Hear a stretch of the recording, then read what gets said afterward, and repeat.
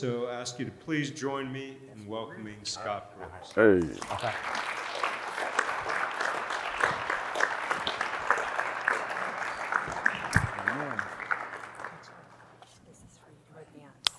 Yes. Good evening. Okay. Come on, y'all. We got to do better than that. Good evening. Okay. All right. Yeah, we're here to have a good time, right? That's what we're here for. All right. So we've been looking forward to this event for a good bit. Really want to start off just giving introductions. And of course, at the end of the introductions, I'm going to tell you what our fine gentlemen are wearing, just to set the mood right. For me while I go up there? And then we're going to go ahead and Mitch is going to give us an excerpt, give us a little bit of a show of what the book is. I'll leave it at that for just the moment. So I'm going to start with really the person who's going to lead the conversation, and that's Marc J. Spears. Marc J. Spears is a senior writer for ESPN's Anscape. If you don't know Anscape and it's changed its name, Marc, we still haven't even talked about that, man, right? It was the Undefeated. To me, that was a cold name. I loved it. Yeah.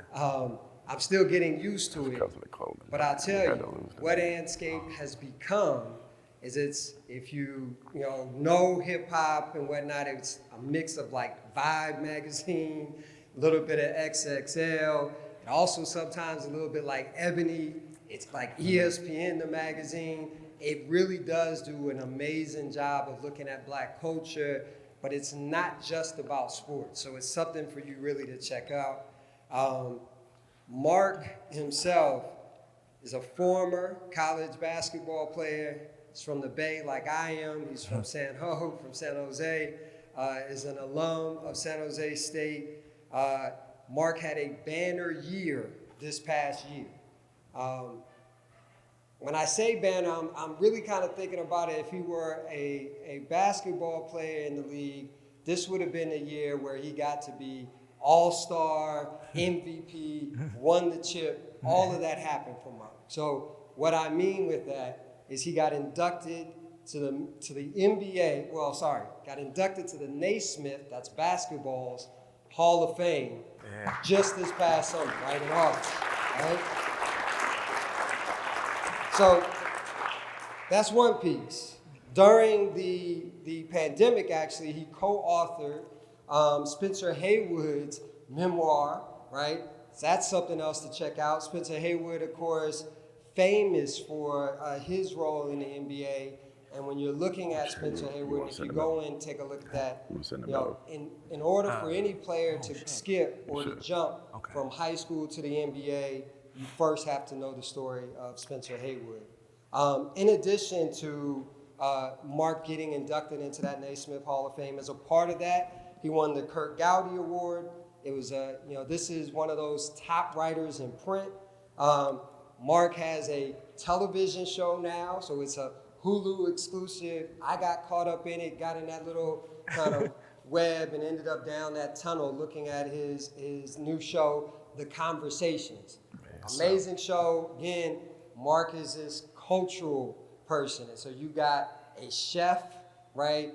He's from England, and he's out here serving 3-course meals, 4-course meals, and they're pairing it with wines, and then he's bringing in everybody, whether it's an athlete, he's bringing in actors, he's bringing in scholars, and he's a co-host on that, an executive producer, and it's called The Conversations Project.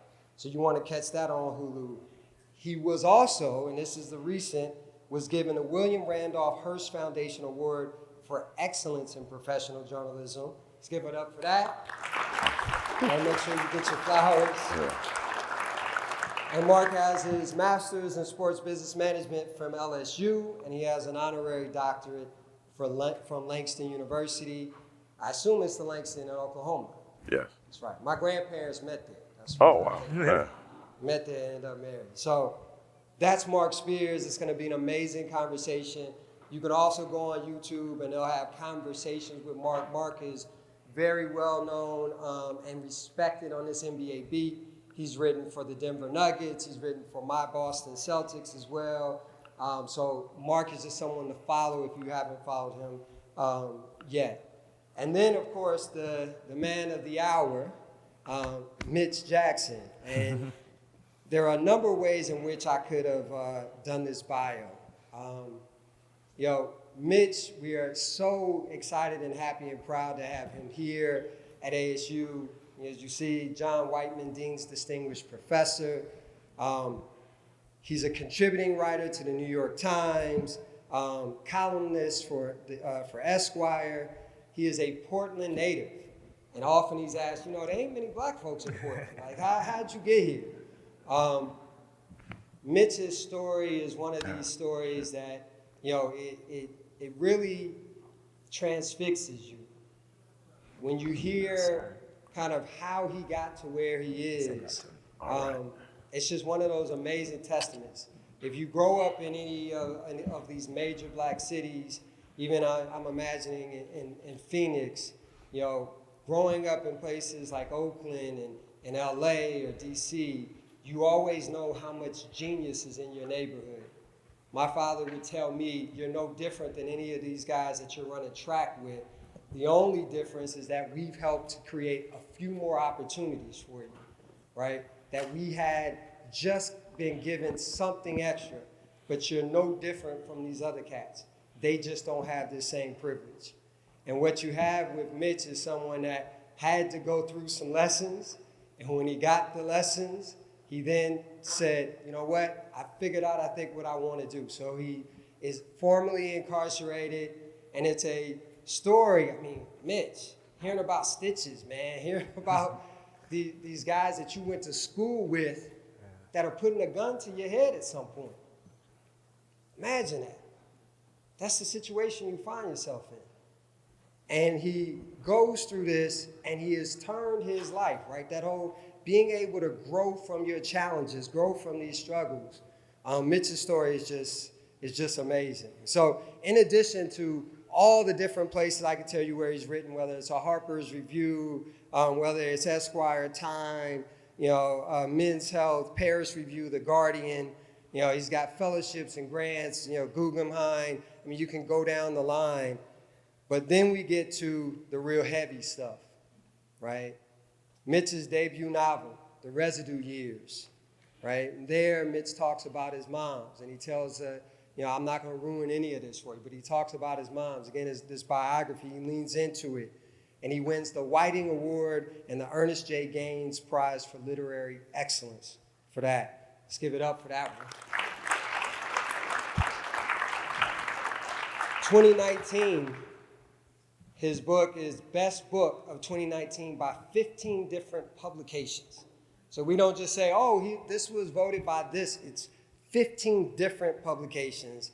And it was a collection of essays called Survival Math, Notes on an All-American Family, right? So that's 2019. And in 2021, National Magazine Award in Feature Writing, and 2021 Pulitzer Prize in Feature Writing. Got to give it up for a Pulitzer Prize. We're going to run out of time talking about all the shit we do. And then that brings us to where we are today. 2023, Fly, right? The big book of basketball fashion. And when I got it, if you haven't held it yet, right, it just took me back immediately. That puffy cover of a photo album that we had, right? We used to have that, it had that clear cellophane or whatever that stuck. Y'all remember if you're old enough. But it's very much just takes you back to that. Yeah, already started to win awards, US Today, national bestseller. It's been written up in New York Times and other places, Esquire and whatnot. Really is one of these books that you sometimes you kick yourself and say, damn, I should have written that book first. Right? Should have written that book first. But he's the one. So proud and happy to have both of these giants here tonight.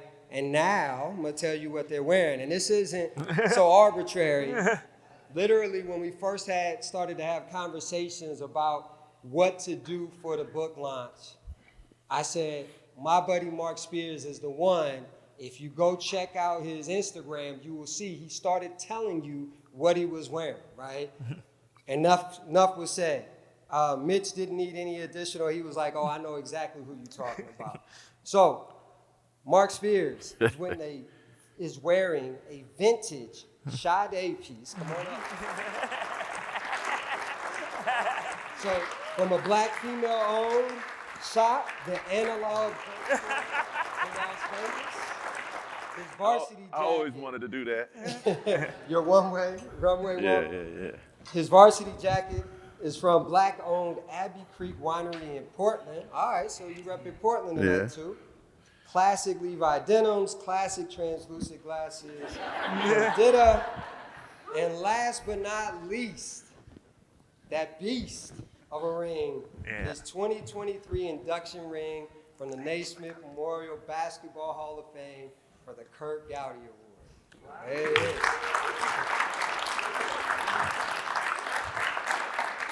All right. Miss, did you send me it? Yeah, I did. If I got service.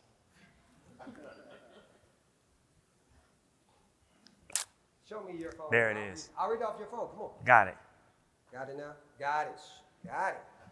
He's wearing that short suit by Acne Studios, t-shirt and socks by Gallery Department of Black Designer, and sneakers by Rick Owens. Mitch Jackson. My brother.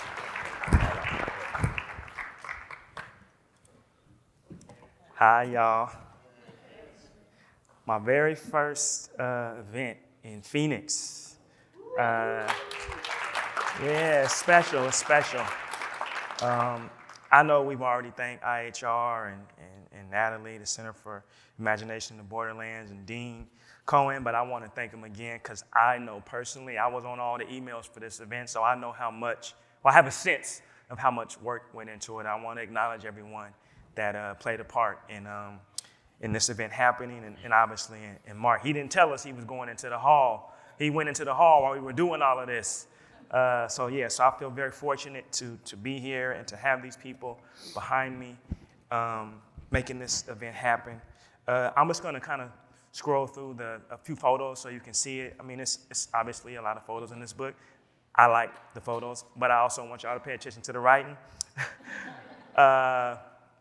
Let's see what we got.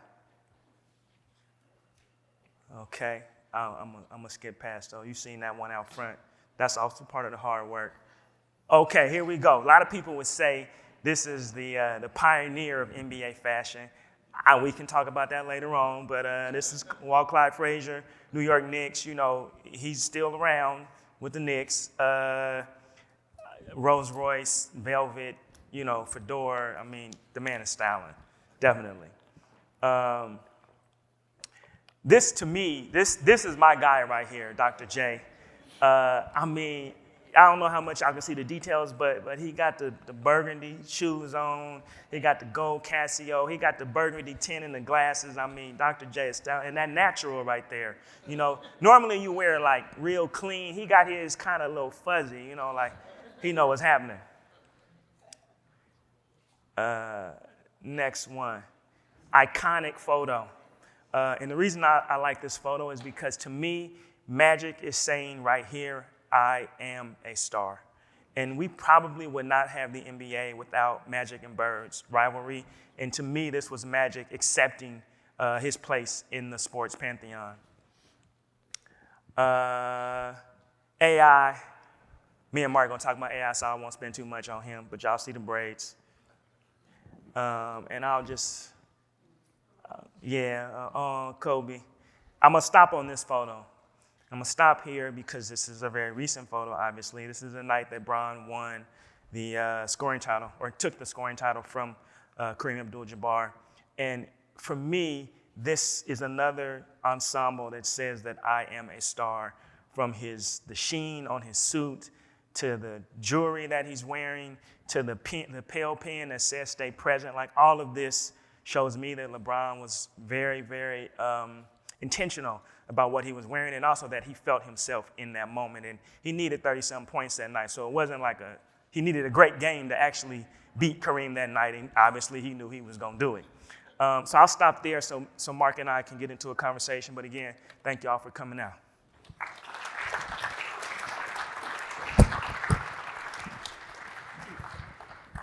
I'm glad you put lotion on your legs, man. Man, Good, listen, man. I almost ran out without the lotion. It's still I wintertime. got some It's almost extra in my wintertime little. out here, Man, so listen, it was bad. I'm glad it was your bad. lady friend got you. Yeah. I'm glad that. My first thing I wanted to ask you about is, how did you fall in love with fashion? Aspiration. I had my uncle, who was my great grandmother's. He was my great uncle. My great grandmother's son was I guess a fashionista. So he had a closet full of clothes. He had all the cologne. He had the shoes spread out. And I would go sneak in his room and sift through his clothes and smell his colognes. And then he had a stack of GQ magazines and a stack of Esquire magazines. And I would flip through them and look at the clothes. Then my mom's partner, who was my brother's father, was a hustler. And all his brothers were hustlers. So they would come through with this is the 80s, y'all. Sergio Tacchini sweatsuits with the Jerry Curl and the Sauconys and the Pumas, So like, I looked at the hustlers the way that all the young kids from the neighborhood did, and that was also aspirational for me. Yeah. So how would you define fashion? I think fashion and style are different. I think in order to be fashionable, you have to be aware. You have to have resources. So you can know what brands to wear and at what moment. What we're doing a bigger silhouette this season, or we're doing a tapered leg this season. So that's part of being fashionable. But I think a stylish person is aware of those things, but then they also do something that represents their identity.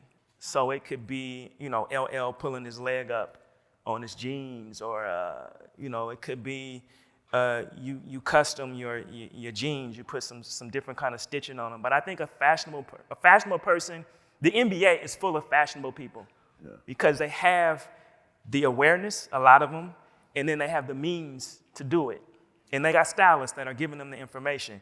But stylish people, that's, you could be in a room full of 1,000 people and you might only have 2 stylish people. Because that's different. It is different. It's different than just, I got the right brand on. You got to really know it. And I think a person that's stylish will let you know that they're stylish because they're going to do something that a regular person couldn't imagine. Yeah. And I think me and you come from different cities, but in a similar situation. Like San Jose is a major city, Portland's a major city, but when I was in San Jose, at that time, it was at most 10% black. I think now it's like 3%. Yeah. Portland's like -2% black, yeah, right? something like that, yeah. So we gone now, that's it. So did you only like get inspired from the black culture you saw, or because you saw, and there's, not only white people in Portland, but a lot of Asians. Yeah. Were you inspired by everybody, or just the black guy you saw at the barbershop, your uncle and your family, and the black church? Like, where outside of that closet that you got into, what were your other inspirations? I think it's interesting because, now people talk about quiet luxury, right? You watch the TV shows, they're talking about rich people basically hiding their wealth in the way that they, really not hiding it, they're presenting it in a different way, right? No logos, whereas the opposite side of that, right, is ostentatiousness or loud wealth. And so I think a lot of the white kids that we encountered were at the schools in the suburbs.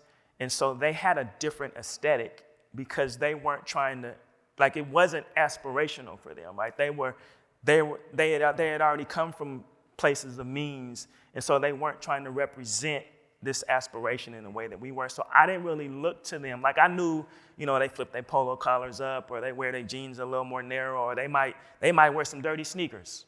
But that wasn't us. So I think I was looking outside of my community, but I was actually looking towards what I saw in the magazine, which was a cosmopolitan view of fashion, which was what was happening in New York, what was happening in Paris. Even if I never imagined myself going to those places, those were the places that were defining what I thought was possible. Yeah. You obviously love hoop, right? Portland is a hotbed for basketball. Yeah. I mean, obviously, in your era was Clyde Drexler, Clyde the Glide, right? But you also had Terrell Brandon. That's my Daniel guy. Stoudemire, guys you JUCO Yeah, ball that's my players. partner. How did you fall in love with basketball? Was it the Blazers? Was it just the city of Portland basketball scene or home? Like, how did? Man, I actually had a friend that was a year older than me. And before that, we had a little hoop. We, nailed some carton to the street pole, and we would play. And I could beat the little dudes on my neighborhood, but they was weak anyway. Yeah. But then in fifth grade, he was a sixth grader, I was a fifth grader. And I didn't have my father around at the time, so he had already been playing on a really great team at the neighborhood community center. And he saw that I was interested in it, and he took me down to the neighborhood center and signed me up to play on the fifth grade team. So that was my first year playing organized basketball. And then I discovered that I was good at it. So I might not have ever loved basketball, but it was something that I was proficient at and something that other people valued. And so I just kept doing it, and I kept getting better. Yeah. And it became by the time I was in high school, that was my identity. I had the little, remember that I Got Skills commercial, Tim Harper? I had I Got Skills on the back of my Letterman coat. And I hope you did. Our school colors were blue and gold, but I had mine black and gold. See, I was fly back then too. Okay. So if your old teammates were to say what kind of game you had, not you, not the I Got Skills version. And I'll tell the truth, man. I'll tell the truth. What was your game like? I would say if I could pick an NBA player who's... Oh, we pick an NBA player? Yeah, I'm going to pick an NBA player. Right. Yeah. Right. I would say it's most like Clay.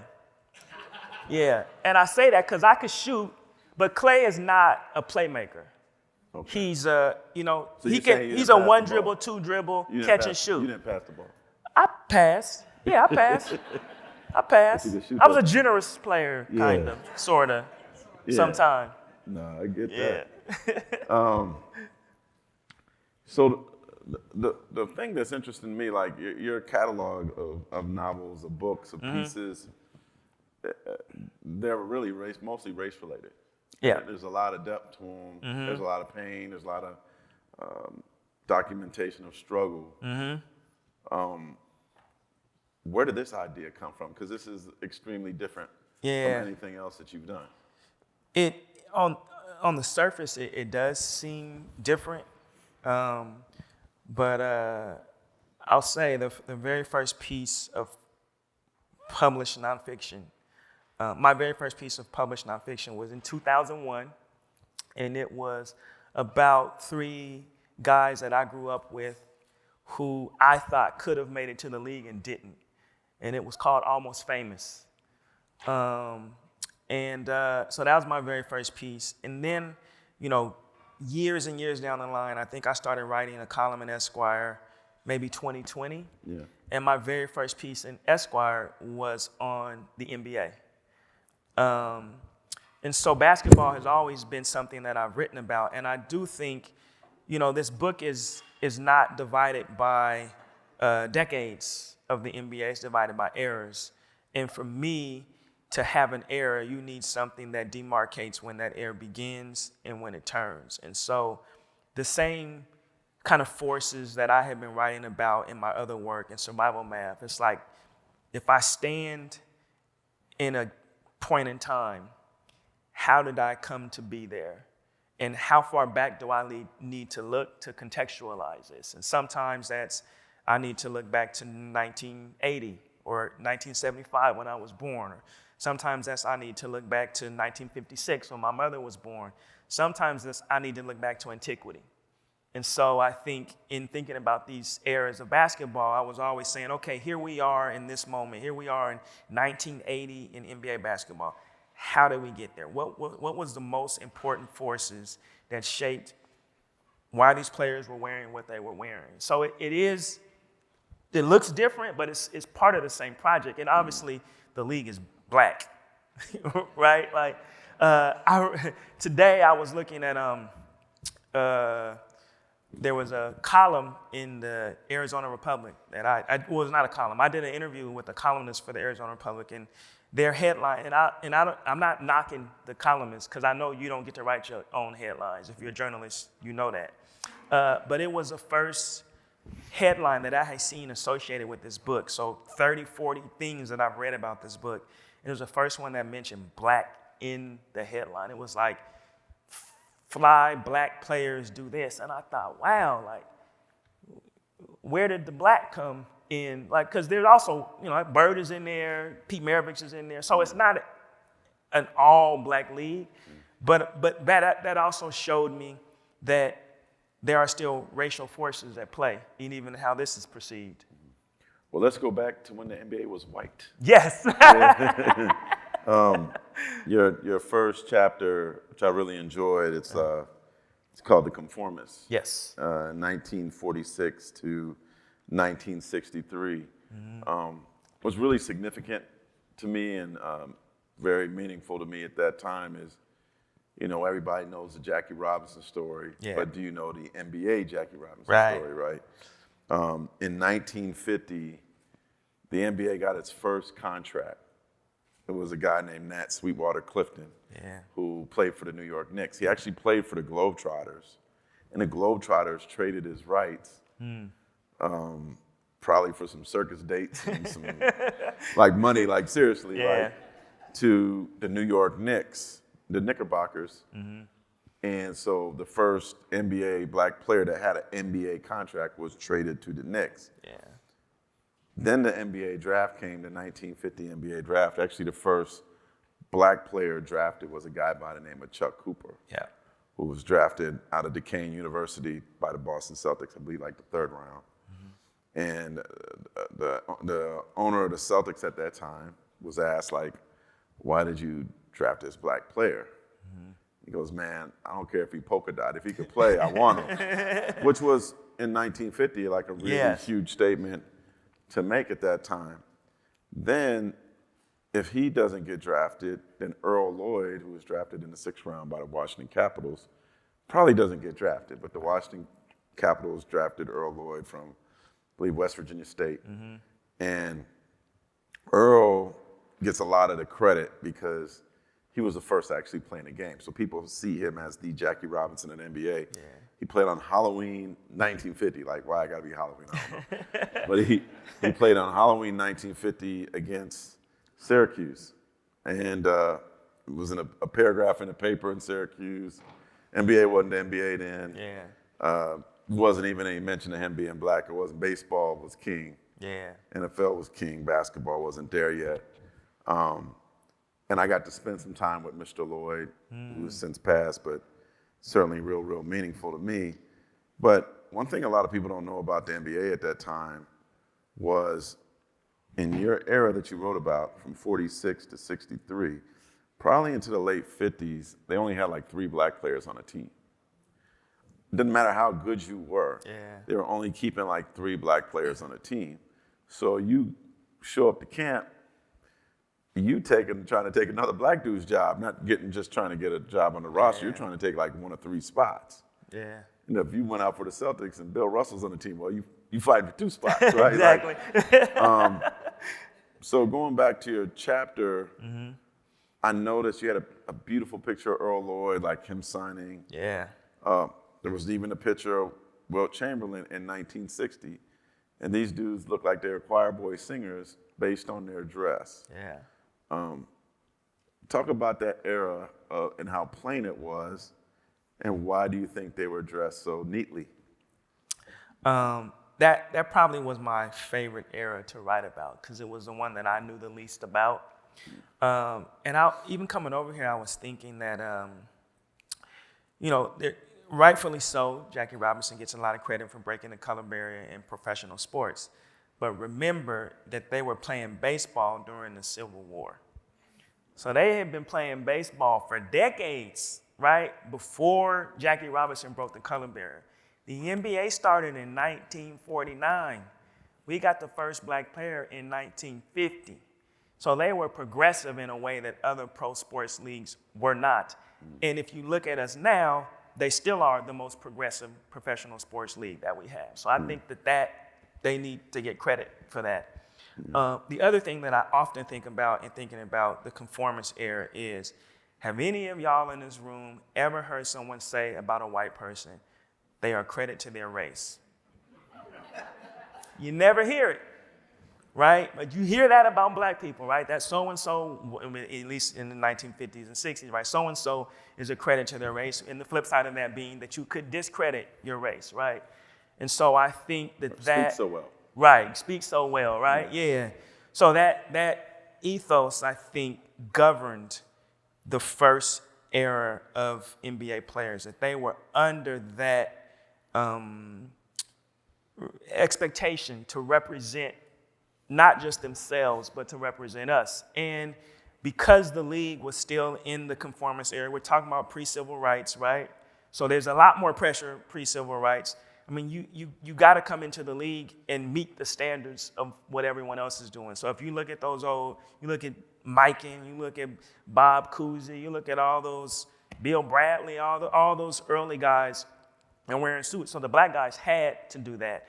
Also because they had the added pressure of representing their race, right? There were fewer prominent people, besides civil rights leaders, and we still got the chitlin circuit in those days, right? So I think there was a lot of pressure on them to be conformists, and that was also represented in the way that they dressed. Yeah. So your next chapter is flamboyance. Yeah. 1964 to 1980. Wilt's looking different now. Man. Russell's looking, Russell's still looking like Bill Russell. That doesn't Yeah. change, but. Then ABA comes into the picture, where Fro comes into the picture. Dr. J's Globe. Dude looking like, Walt Clyde Frazier, as you mentioned. Yeah. So why was 1964 the year? What changed in 1954 from conformist to flamboyance? I mean, I think it's so pivotal in politics and black culture. I mean, and I don't want to just drive a stake in 64, but think about, we got Medgar Evers, right? We get next year we get Malcolm. A couple years later we get King. We get the Civil Rights the Voting Rights Act. We get the Civil Rights legislation. Like all of these things, JFK. Like all of these things are happening right in that era. And to me, what comes out of that is blaxploitation, is I'm black and I'm beautiful. Like all of these kind of a newfound, quote unquote, freedom. And I think that you can see that, right? You can see it in the ABA in the 1970s, right? You can see it in Dr. J's afro. You can see it in the way that those players were playing. Like if you look at the ABA, the NBA adopted some of the style of play, but also some of the rules of the ABA because they were more exciting at the time, right? And it was more of a black league. So I think all of those things really. I mean, we don't get to this level, I don't think, and you tell me what you think, you're the expert. I don't think we get to Steph and Kyrie and that mode of basketball without the ABA. Yeah. And Dr. J jumping from the free throw line and the red, white, and blue ball, like that was style. 3-point line. 3-point line, yeah. But also, I would say the style. When you look at old ABA and NBA pictures, Walt Clyde Frazier was in a different world. Yes. He was in a different level. Yeah. Like you saw Dr. J, you saw Iceman Gervin, or you had a picture of, I don't think it was in one of the slides, but of Artis Gilmore. Yeah, got that big fro in the mink. Yeah. Yes. But Artis Gilmore's 7'2". Yeah. How many minks got killed to make this I joke? know. I Peter know. all over him. And I sent him the picture, and he's like, yeah. He just said, yeah. Do you think because the ABA was just this, why do you think the ABA was so much more free to express yourself than the NBA was? That is just because it was a rogue league, or? I think because it was it was rogue, it was more black. You know, I think that it was also timing, right? Like, if the ABA had been founded in 1949, pre all of the things that we were talking about, I think it would have been a different league. Like, we felt different. And I think that freedom, you can see it in the play. Yeah. So from there, we go to the 80s, right? Yep. But I'm gonna take you to shoes. Okay. Because like shoes are very much super important in basketball fashion. So we're roughly the same age. I might be a little older than you, just a tad. But I really feel like in the 80s, in the beginning of the 80s, rap music actually had more influence on what shoes that we wore than basketball did. Yeah. And I remember I had these suede Pumas. They were so cold. Low top? Low top Pumas. Sure. And I had turquoise. See, they have fat laces. I had And I fat think laces.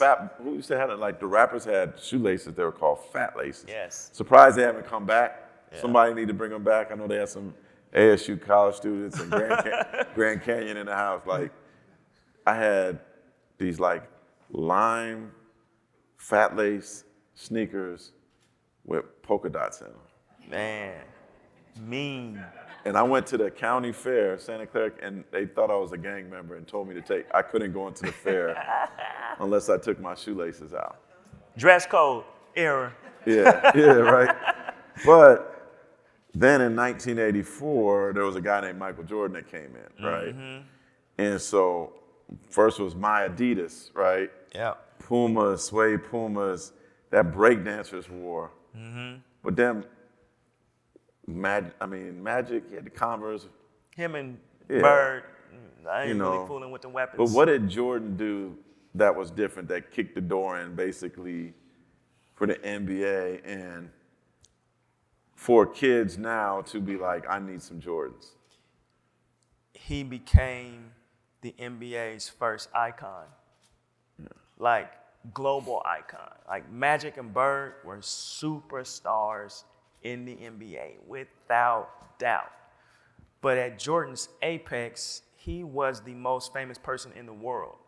And so for your league to have the most famous person in the world, like, that's all bets off, right? Whatever has happened before, we're building a whole new vision of what's possible. And I think there was obviously there were reasons for Jordan being that big, but I think I used to teach an essay in my class by Bret Easton Ellis, right? Bret Easton Ellis, yeah. And it was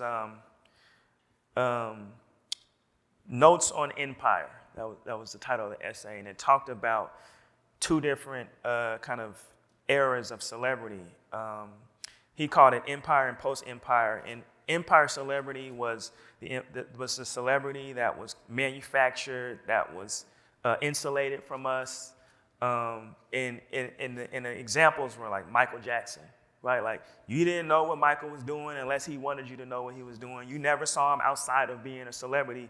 And then he was talking about the new era, which is post-empire, which is he was using Charlie Sheen and his breakdown when he was doing all the drugs and getting caught and not really caring, about his public image. And so Jordan is very much an empire celebrity, right? We did not know anything about Michael Jordan until The Last Dance, really, unless we were you, right?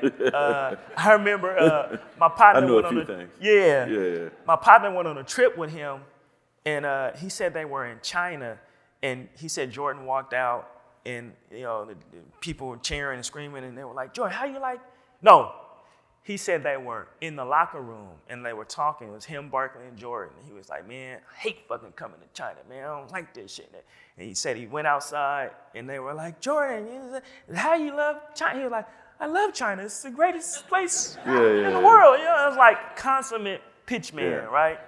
And I hope he don't. Republicans buy sneakers too. Huh? Right, Republicans buy sneakers too, yes. So I feel like Jordan understood that about himself, about what made people gravitate to him, but he was also, to me, a figure of his time. And I think if we look at the next era, which is Iverson, that the shift is moving really from empire to post-empire, where Allen Iverson is like, I don't care about what you think about me, right? He also is very much hip-hop in the sense that hip-hop comes out of the struggle. Like Iverson is like the Tupac of basketball, right? Like he got in the brawl, he went to jail, he got pardoned by the governor, like all of these things, the same stuff that we were like, oh, Pac he a real one. Iverson was a real one, and I think he was really the antithesis of Jordan. And so those two eras abutting each other, I think that's a really big shift. Yeah. I had the honor of covering Carmelo Anthony and Allen Iverson at the same time. Oh, man, that Denver squad? I was covering that Denver Yeah. squad, which was like, respectfully, there was more women going to those games than any other games I go to.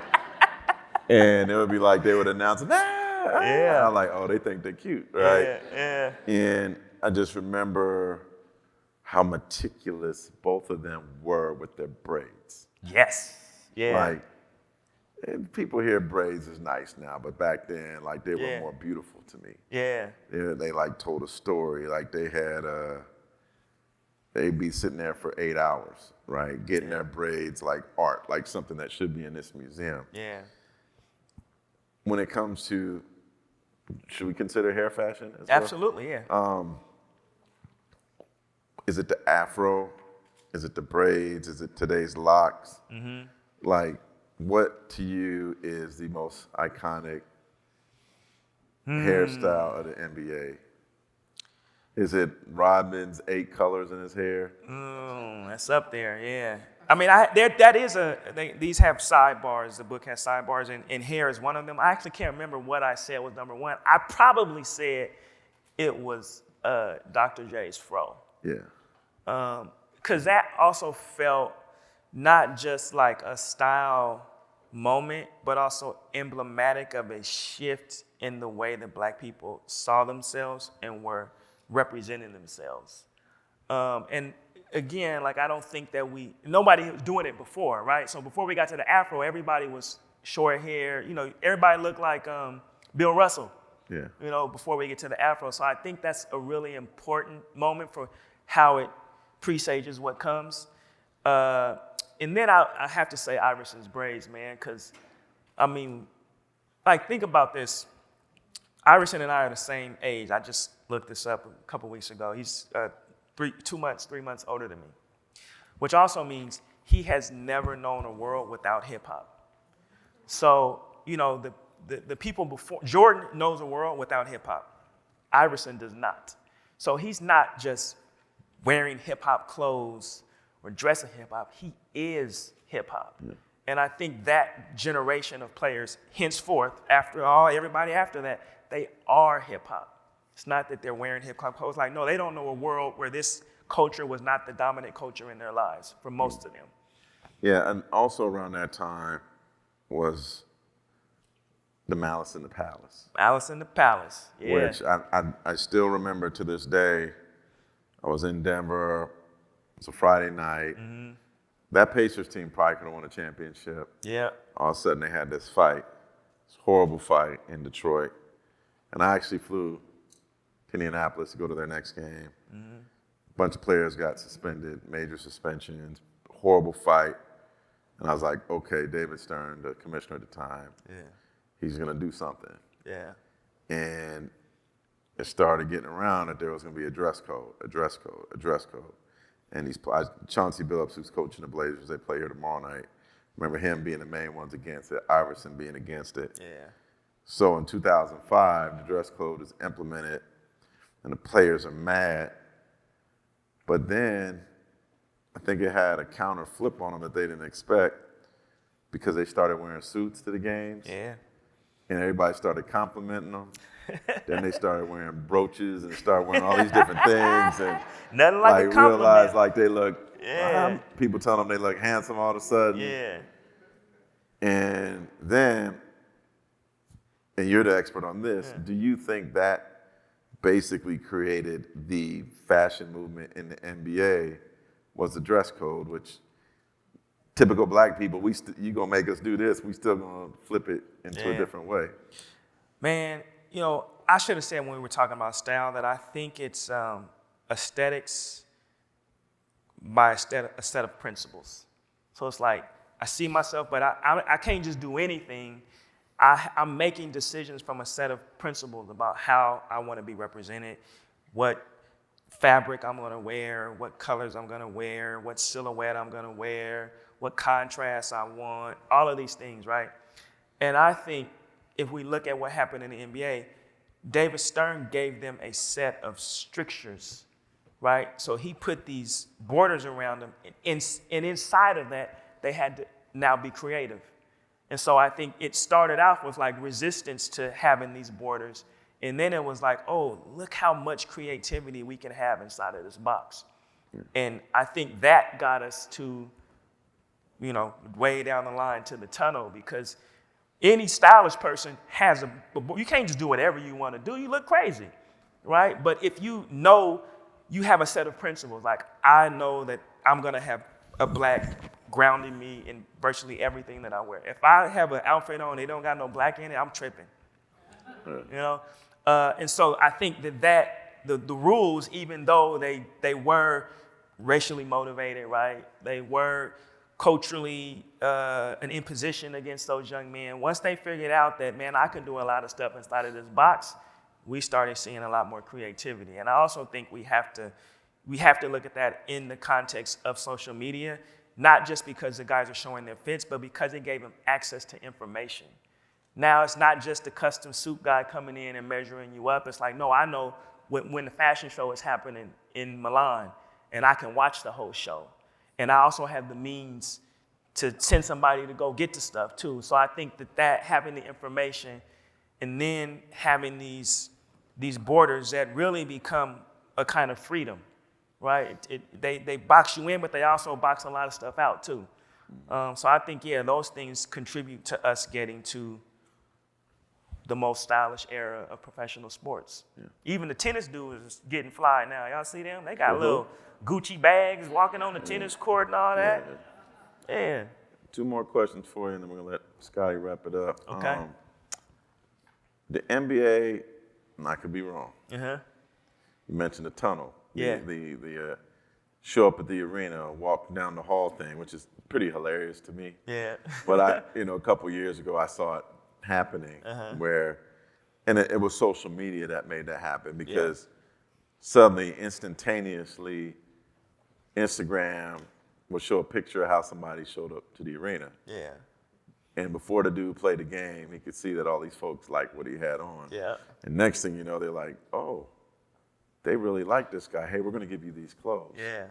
There was an NBA player, John Morant's dad told me this. He's like, man, my son gets so much clothes that he don't even wear. Like, people just send him stuff, hoping that he puts it on.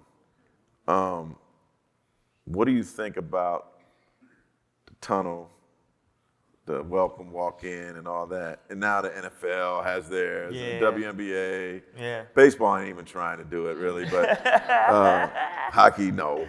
But how fashion-changing was that?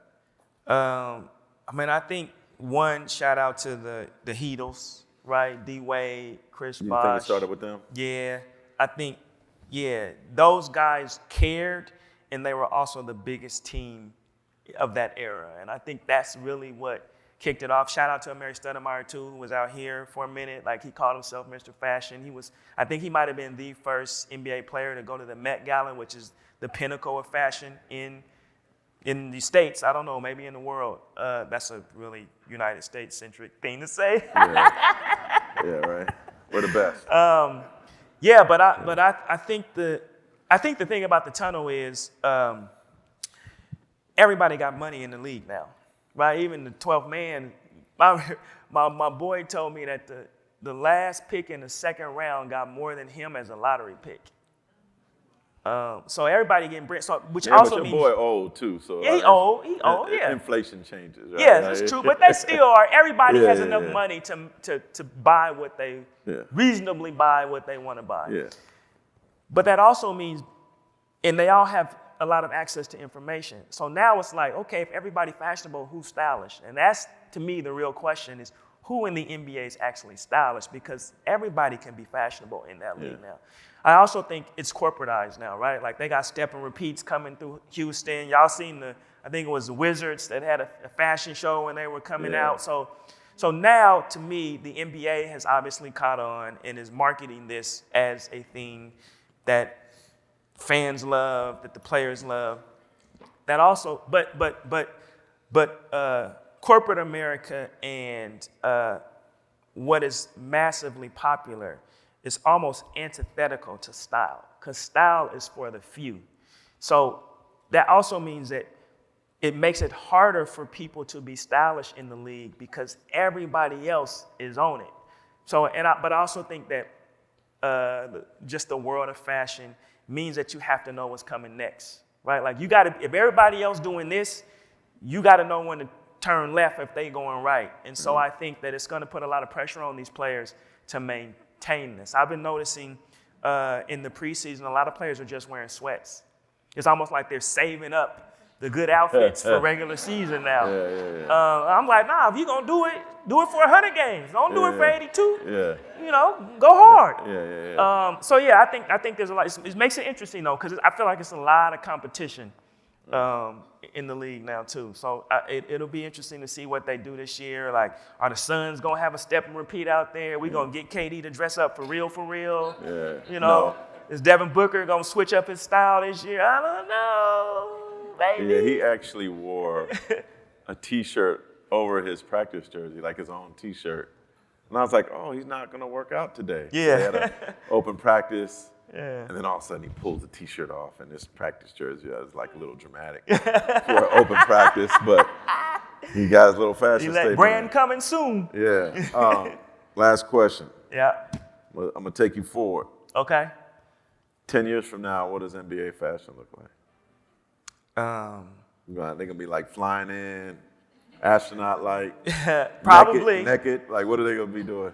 I think 10 years from now, in order to look forward, you gotta look back. And so whatever we're seeing 10 years from now will have already occurred 20 or 30 years prior, and they will just have brought it back and flipped it just a little bit. I think we've already seen whatever's coming. Yeah. Thank you, I don't, bro.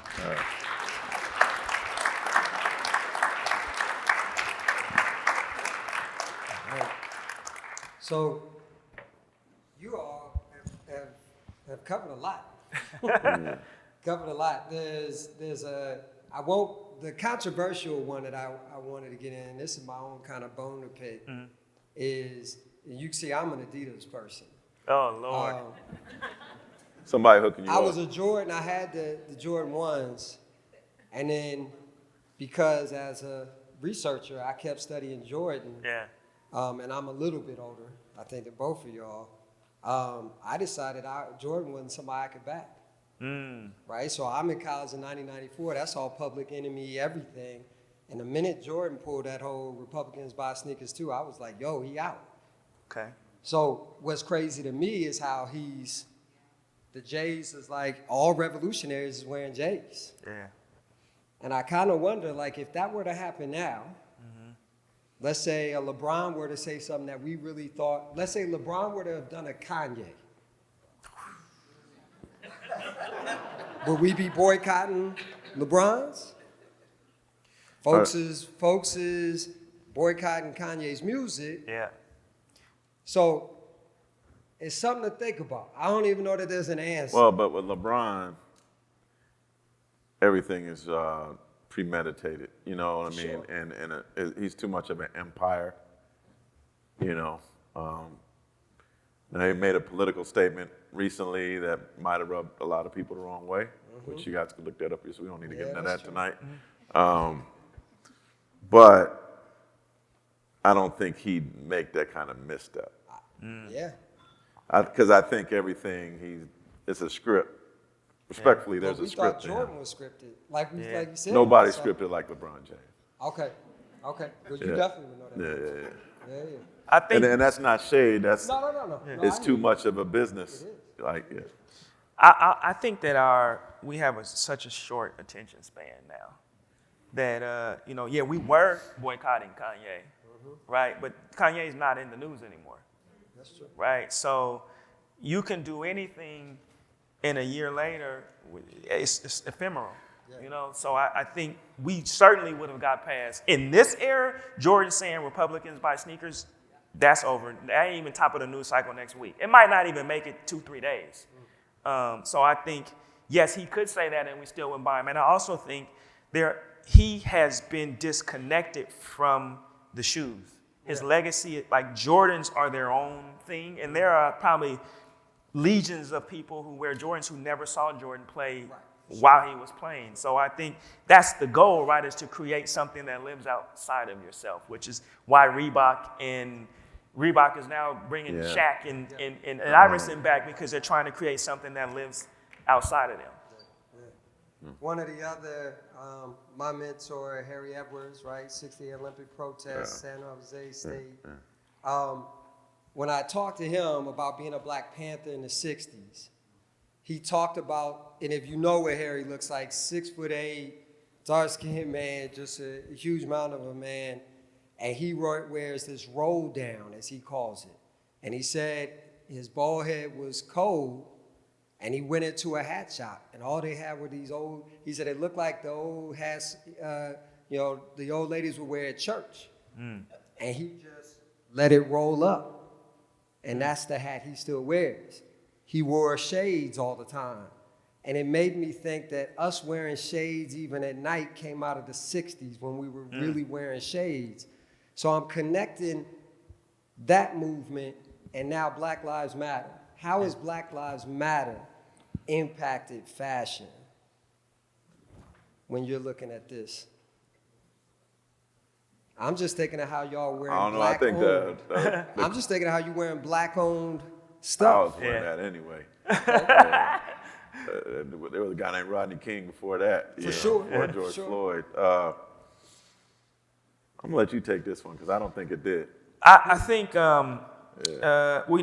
one of the last pictures in the book is LeBron on his knee. It's in the bubble. LeBron on his knee. Lakers. He has a black fist up. He's on his knee, and he's wearing a shirt that says, it might say Black Lives Matter. And for me, now I understand what you're talking about. Yeah, okay. that shirt. I thought you meant like at the protest. It's hot. I'm like, they weren't wearing fashionable at the protest. No. I think that is very emblematic because, think what they did to Colin for just kneeling. Imagine if Colin had to kneel and put the black fist up. He might not be alive right now. I'm not even exaggerating. Yeah. So for the NBA, he's center court in the bubble on his knee with a black fist up and a Black Lives Matter t-shirt. That's 3 levels of protest that the NBA allowed their superstar to do it. Now, go back to Mahmoud, right? Like, homie he was like, okay, I'm gonna just sit on the side, and they blackballed him out the league. So I think we are in an era, one, where the players have much more power, where they're much more, again, social media made them more socially aware. Like, you ain't got to read the Times every morning. You can just get on your thread and roughly know what's happening in the world. And I think that they're taking that and being responsible. Like, think about Jaylen Brown, right? Like, even when the protests were happening, I don't know if y'all saw that picture in Portland where they lay down on the bridge. Dame was out there. I don't know if he laid down, but he was on that bridge with those people. So I think I think we have more socially aware athletes, and certainly in the NBA, than we've ever had. And I also feel like they are representing their awareness through fashion in a way. Maybe it's not more because, you look back, people were doing it, dashikis, afros, those were representations as well. But I think it's more widespread. And again, I feel like the athletes recognize their power in a way that they didn't previously. But I will say this, I'm worried that a lot of that power is kind of dissipated, right? Like, Bam Adebayo will still say at the end of interviews, Black Lives Matter people. Yeah. Jaylen Brown still says and does a lot. Yeah. But I was in the bubble for 90 days. And so it was one of the most incredible times of my life, especially as a black man, being in there And I still remember the first time I walked on the court in the bubble and I saw Black Lives Matter on the court. Yeah.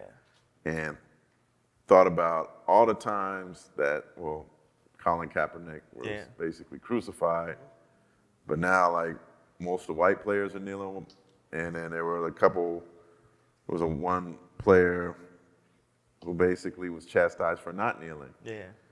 But once we left Orlando, Yeah.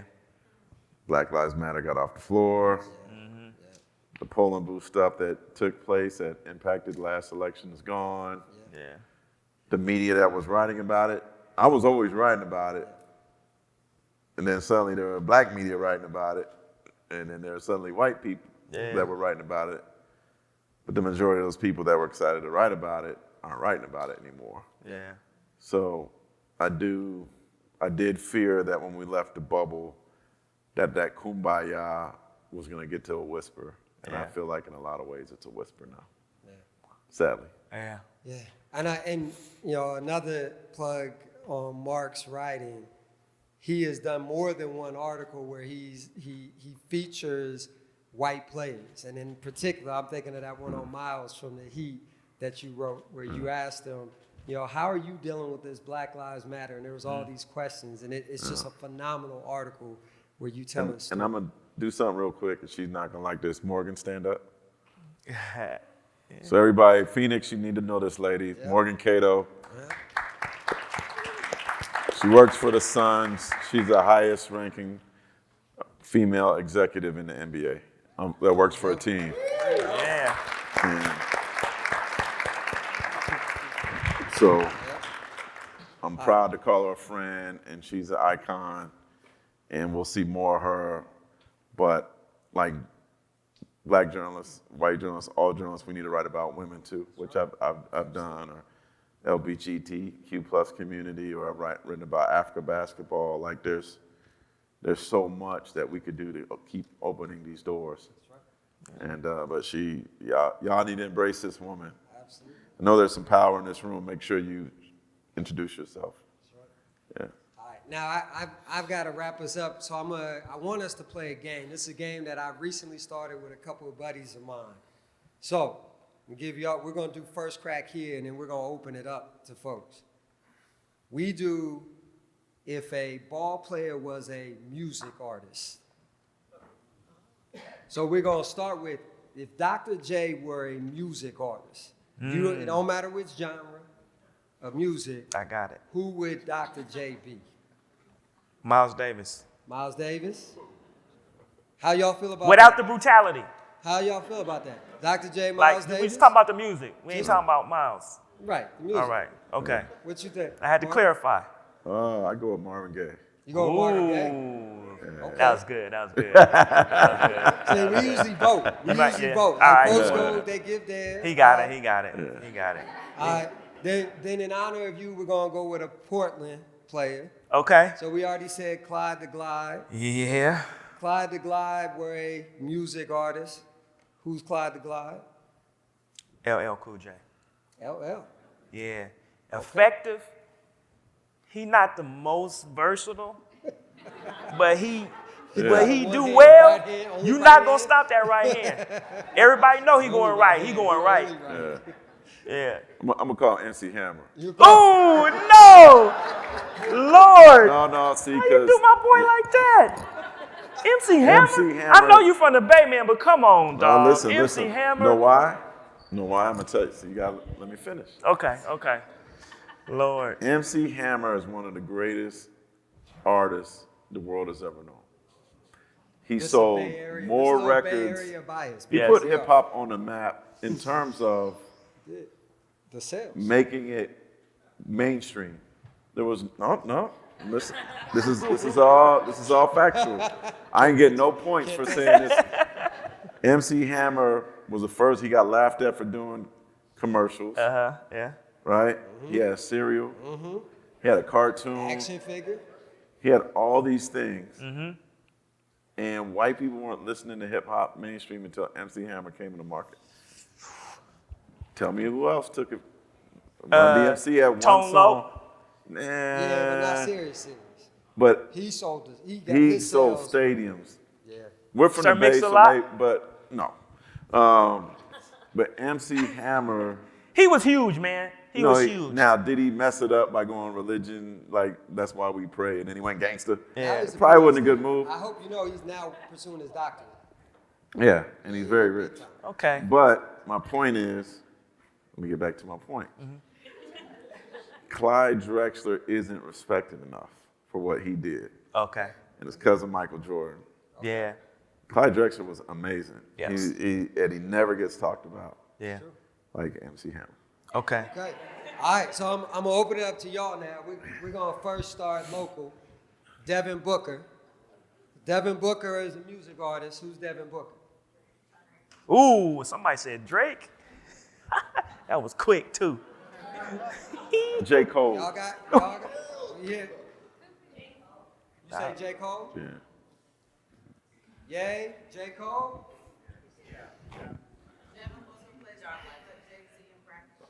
Sorry, what? Oh, he played Jay-Z. He plays Jay-Z? He ain't the GOAT though. He might play him, but that's aspirational. Okay. He good though, man. He ain't the GOAT. All right, who would Giannis be? Giannis Antetokounmpo. Who? Burna Boy. Ooh, that's a good one. He ain't gangster enough though. He like nice. Tim's. Yeah. But no, what's David O or something? He David O. He more R&B. He whiz. Yeah, he whiz. And then Who? Bob Marley. Giannis?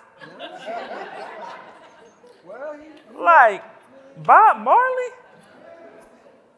He never even smoked weed before. I mean, I'm just thinking about like the cultural impact and the seriousness, like the gravitas of Bob Marley. He says dad jokes. Bob Marley didn't say no dad jokes. I knew that's the way you were thinking. Yeah. Cause he what? Cause he foreign? Yeah, it's not Yeah. American, it's different. So we're thinking that way. Okay. All right, so I'm gonna leave you with, we're gonna reverse it.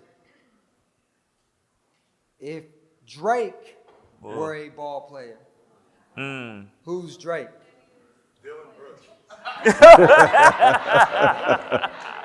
Good answer. That's Good hate, answer. man. Come on.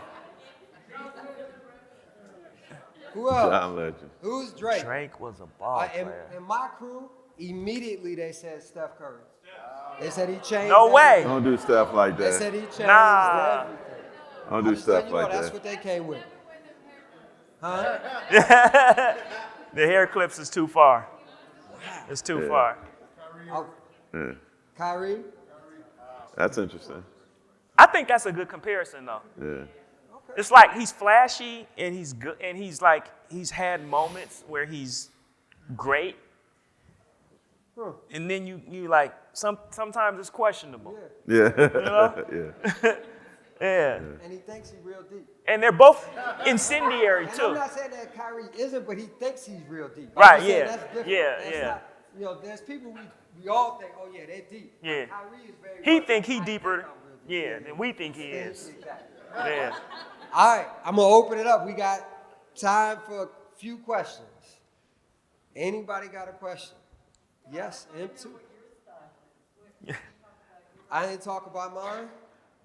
Well, so yeah, now I feel bad because I don't have my black stuff on tonight. I'm in Adidas, kind of all the way up, and this is Helmet Lane. But Adidas all the way up. I've had these Adidas now. These are close to 20 years. I had Oh, wow. them too. Really? They're close to 20. I had them. Okay. They look brand new. Oh, I got some other ones, Okay. older ones. Matisse. Thank you for that. Matisse All right. had a question. This guy that's big Yeah. guy in the front. Yeah, I got a question. Mitch, in terms of fashion and style, can you just break down what is style and fashion? Yeah. I mean, I think the style, you can't do style without a point of view, right? I think by saying point of view, I feel like you also have to have some sense of who you are in the world. And then the style becomes a representation of that. Because, I mean, we've all seen people who have on nice clothes and they look uncomfortable in those clothes. I think that's because they haven't quite figured out what represents them. Also, you can get a stylist, right? And they can give you some stuff. but you still might not feel comfortable in that. So I think it's really philosophical. It's like, okay, this is who I am in the world at this moment. And this is the thing that most represents me. Now, I also think you need the information, right? Like, you need to know what your inseam is. You need to know, like, you know, what your sleeve length and your neck size is. And, you know, you need, like, you need to know about textures, like what kind of wool you like or don't like. And, you know, like, I think you need that information, but ultimately you're using that to make aesthetic decisions that most represent this is who I am. I know, and I also feel like stylish people are going to miss. Like, you know, like, you got to push past the line to know where the line is. And you look back at some pictures of me, I was pushing past lines, dog. I moved to New York, and I was heavily influenced. I was living in the village, and I came home. I remember I came home one time, I had on some distressed jeans with a Western buckle. It was big, a big Western buckle, and it was this brand the PRPS dudes made. And they had ruffles on the shirt, down the middle, ruffles on the shirt, and I came here with my glasses. Well, I had some cowboy boots on. I went to the barbershop in the hood, Terrell Brandon's barbershop in the hood. I walked in, and everybody looking at me, like, as they should. And my barber was like, bro, like, what are you doing? I don't understand it. I said, bro, if you understood it, I wouldn't want to do it. That was a good comeback, but actually he was right. Yeah. I felt uncomfortable. I looked like not myself, you know? I was in the shop. It was Saturday. Yeah, so I think, yeah, you need to have that. And fashionable is like, you just need to know what's popping right now, right? Like, you got denim tears on, like, you need to know that's what's popping right now. You wearing a V-suit back in the day, you need to know, is those the V-suits with the gold stitching, or are they not? You know, like, you got to know what time it is. And if you don't, you can't be fashionable. Mark, what's the biggest miss you've seen? Ooh. Kyle Kuzma's sweater. That with the sleeves? Yeah. That was Raph Simmons, man. It was pushing it. You got to go past the line. He went past it. He went past it. Any other questions? Yeah. That looked uncomfortable. Oh, and I got you too. Okay. Right. Do you think that some like female athletes are just more when they do fashion? Because we see with the like Shikari sometimes they say that she shouldn't wear her hair like a certain color. Yeah. Like her blonde, they don't like her nails. Like, do you think that some women that don't like show out as much because they get judged more for it? Because we saw in the Texas A&M coach, they didn't like her pink. Yeah. I mean, the patriarchy is real, man. We know. I mean, we could. Let me say this. I think Sue Bird and Megan Rapinoe are the most fashionable sports couple in the world. Like, they fashionable. And I think that, yes, we have to look at what's happening in women's sports through the lens of patriarchy. I think, look at what the top WNBA player makes. I think something like $250, $260 for a season. I mean, there are guys in the league that probably make that per minute, right? So there's a great discrepancy, and obviously they're going to say numbers and all of that stuff, I'm sure. But I was just looking that they had, Caitlin from Iowa. They just played Caitlin Clark. They just played in a football stadium. They put the court in the football stadium. No, they did it. They did already? Yeah, had the most fans ever for a college women's basketball game. So I think if they can keep doing stuff like that, they're going to have to develop another rationale for why they're not paying women on an equitable level. And then, with the money, the attention, all of that stuff is going to come. But right now, they still making it happen. Yeah. My homegirl, Dawn Staley, kills it, though. Yeah. Yes, she does. She be fly. But she also getting $4 million a year. She can afford to be fly. You got about an LSU coach, women's basketball coach. Oh, that was terrible. Yeah. She be trying, though. She tried, Yeah, though. she be trying. Yeah. And don't hate on LSU, man. Don't hate on that. Yes. How can young journalists incorporate and appreciate sports and culture into their work? Ooh. I ain't a journalist. How believe can for- young yes. sports journalists I like, incorporate And appreciate sports and culture into their work? You gotta read sports Landscape. We do that every day. Yeah. That's what we do, and that's what I love about my job, it's like, it's deeper than box scores, it's deeper than transactional news, like this is, where's Jason at? Jason Johnson's phenomenal producer back there, like we're filming this for a piece for Anscape too. You know, so that's the fun thing about my job. It's, I get to write about culture and race, obviously, but do stuff like this all the time. Yeah.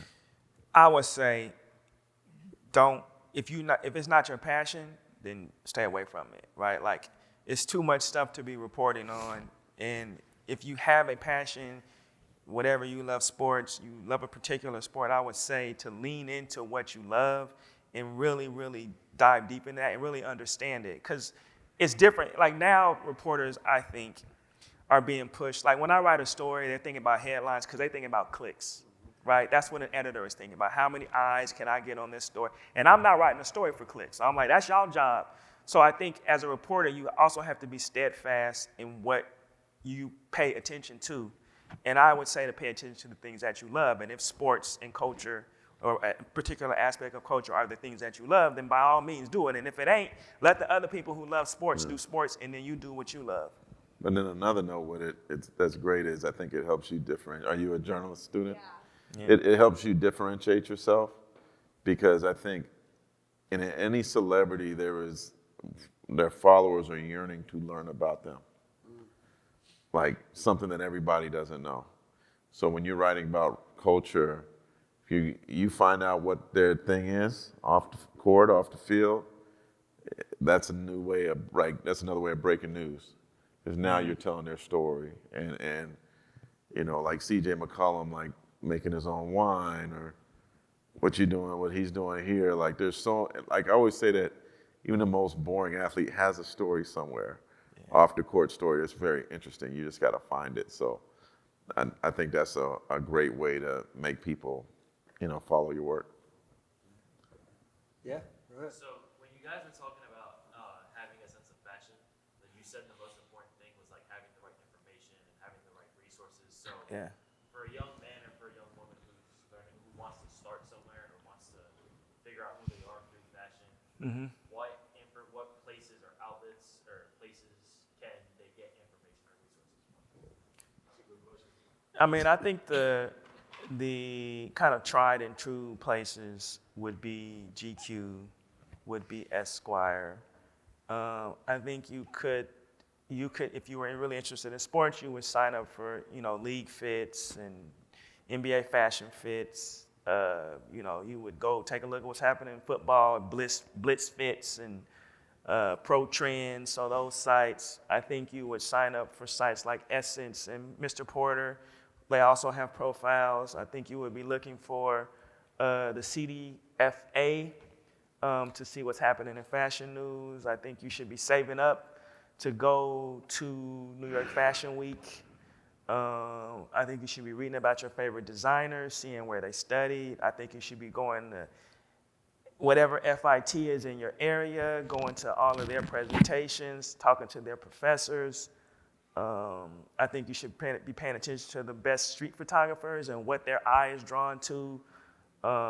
Really looking at how they're cultivating different looks. I think you should be paying attention to whatever podcast. I don't listen to a lot of podcasts, but certainly everyone who's got a presence probably has a podcast too. You should have a podcast. Man. Sign me up, y'all.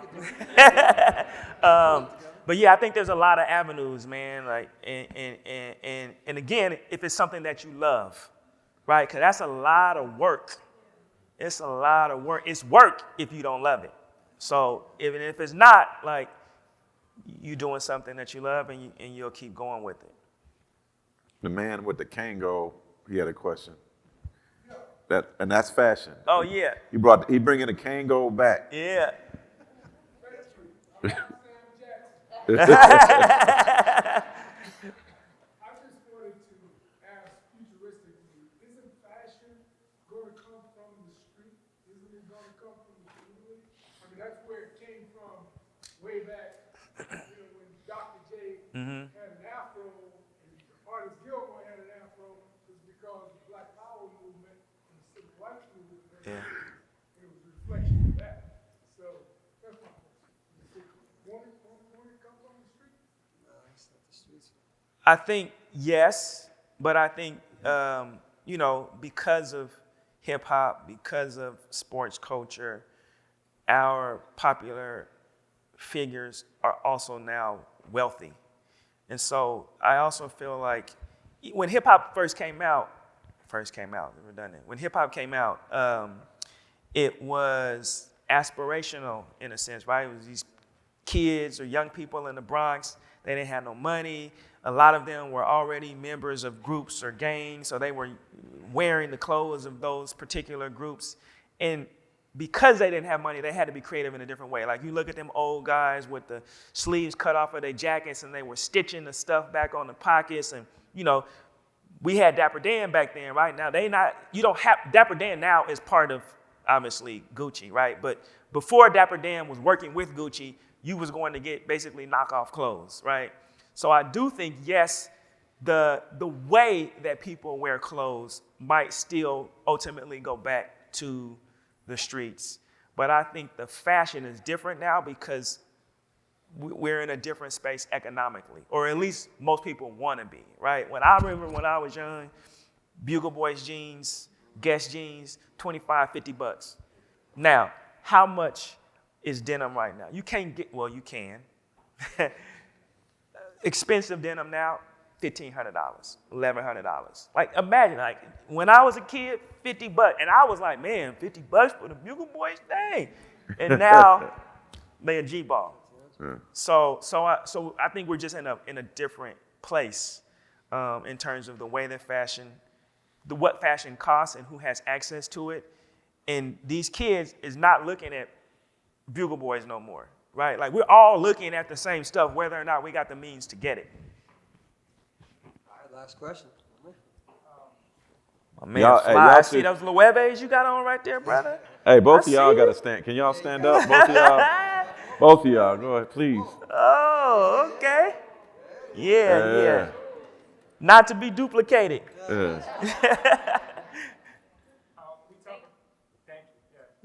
talk about being a student again. My man here asked about identity and fashion. Talk about athletes, as far as fashion goes. In terms of writing, what would you guys say are ways to be students of the game? Entering into that world, how does that look in comparison to athlete fashion? Favorite quote, it ain't my favorite. One of them is, two of them, they're both Miles Davis. One is, you got to have style in everything you do.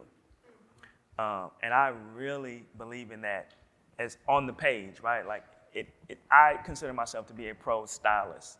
And so every sentence that I write, really every word, I want to be arranged in a way that is a representation of me and my sense of aesthetics.